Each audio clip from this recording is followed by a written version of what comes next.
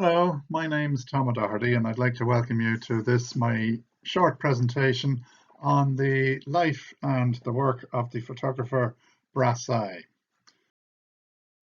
As part of the assignment for this course, we were asked to set ourselves a question, and the question that I set myself is, what is it about Brassai's photographs and the techniques he used that enabled him to become such a renowned figure in the history of photography?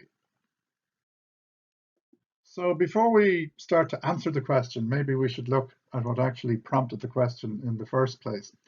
So last February, I visited a photographic exhibition called The Moment in Time, which was in the National Gallery in Dublin. And it featured works from a lot of very famous photographers, such as William Henry Talbot Fox, Lewis Hine, Ansel Adams, just to name but a few. And I was particularly struck by a photograph that was on display by the photographer Brassai, which was a photograph taken in 1932 of a couple in a bar in Paris. And the reason I liked the photograph so much was, first of all, the way the intimate moment was caught between the two people, and secondly, the clever use of the mirror behind the couple to take a side view of the young lady's face and the back of the young man's head, and also gives a certain balance to the picture, in my view. As part of the previous work for a previous assignment, I looked into the work of Brassai, and I became fascinated by the range of people that he photographed. He photographed everyone from prostitutes to people in high society. And I also admired the fact that he was brave enough to highlight taboo issues of the time, such as highlighting the problems being faced by lesbian couples and things like that at the time.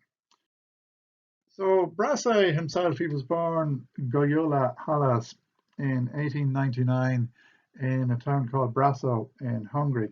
And it's from this town that he adopted the name Brassai, because Brassai in Hungarian literally means from Brazo. His father lectured in the Sorbonne University in Paris for some time, but the family returned back to Budapest in the early 1910s.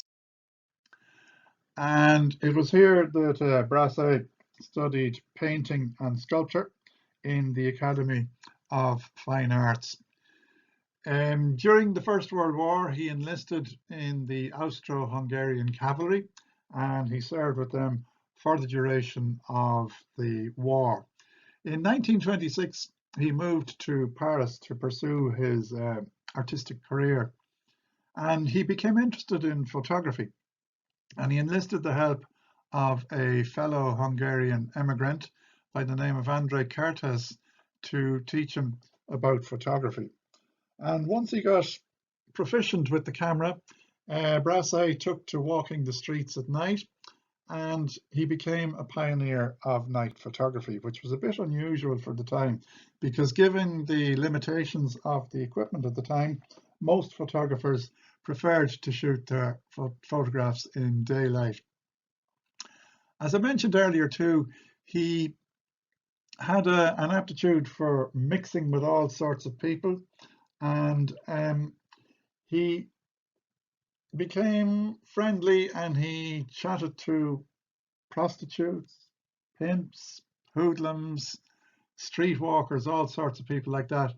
And they became comfortable with him and allowed him to photograph them during the course of their operations, so to speak. In 1932, he published a collection of photographs called Paris by Night, which consisted of a lot of photographs of these people who would have been widely regarded as the underside of Paris life at the time. But he also intermingled it with photographs of street scenes and the bridges and that across the River Seine in Paris. And these photographs, especially the bridges, had a real artistic feel to them. He achieved a considerable notoriety after this publication, and following that he started mixing with the wealthy, the politicians and the intellectuals of Paris at the time. And it was around this time too that he started working for the American magazine Harper's Bazaar, mostly taking portraits of celebrities such as Samuel Beckett and Pierre Bonnard. There were two main influences on the work of Brassai.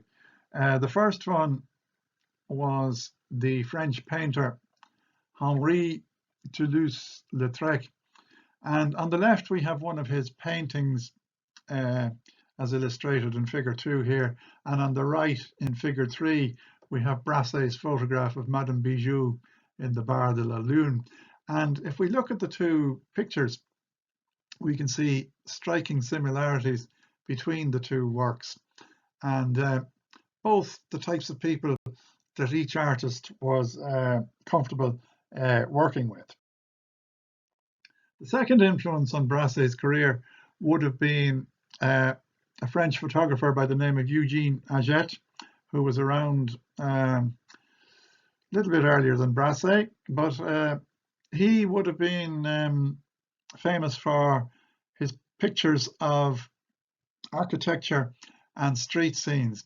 And we can see again similarities between the two works, whereas Aget uses the open sewer or the gutter up the middle of the street as a strong leading line in the photograph, and Brassai does similar with his picture on the right hand side. I suppose the historical context in which Brassai operated,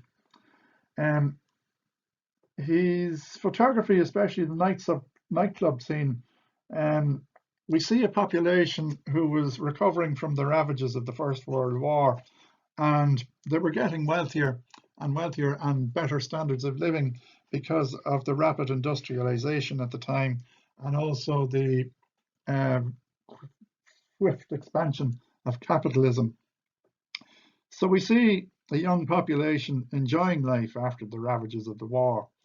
But also there was a population migration from rural settings into the newly developing urban centres of the growing cities. And as I mentioned, Brassai could mingle and talk to all sorts of people, as we can see from this selection of photographs here. We can see on the left-hand side figure 6, which was a photograph taken in a brothel, and contrast that to figure 7 over on the right-hand side, which is a gala soiree at Maxine's. Also, people at the time were fascinated by photography, because if you can just picture up to now, photography was a relatively new medium of communication, and heretofore newspapers would have been largely consisted of the printed word only. So photographs were adding a nice new dimension to the newspapers and that, and also people traveling abroad were bringing back photographs of their travels. Plus war photographers and documentary photographers at the time were taking photographs of war scenes and things like that, and bringing that right into people's living rooms. I suppose it's something that's happening right up to the current time. I also mentioned too that Brassai was not afraid to highlight taboo issues of the time. So here we see in figure 8 Brassai's photograph of Fat Claude and her girlfriend at the Le Monaco. Looking at the photograph initially, you might think it was a man and a woman, but in those days, lesbian couples had to go out dressed up as a man and a woman. Otherwise, they might have incurred the wrath of society. Also, on the final picture there on the right-hand side, we can see Brassai's artistic training coming into view. And a personal observation of mine, in his nightscape images of Paris, and especially the photographs taken of the bridges, he uses minimal areas of light to contrast the darkness.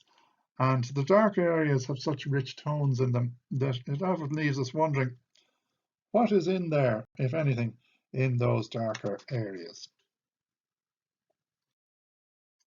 And just a couple of shots of my own taken around my hometown in Kells, County Meath, where I tried to emulate Brassai's techniques, and I've given brief explanations there, which you can look at in your own time. And finally, my methodology for the project. Initially, I went to the Moment in Time photographic exhibition in the National Gallery in Dublin. But after that, unfortunately, the restrictions of COVID-19 kicked into place, which has kind of curtailed my movements, so to speak, for the past month or 6 weeks. As a result, my primary research has been conducted online using reputable websites, and my secondary research was through books that I own myself. I also visited some virtual tours of galleries such as the National Gallery of Ireland, the Pompidou Centre, the Museum of Modern Art in New York, but I couldn't really find suitable materials that would assist me in this project. Finally, all that remains for me to do is say thank you for watching and listening, and if you have any queries, don't hesitate to contact me. Thank you.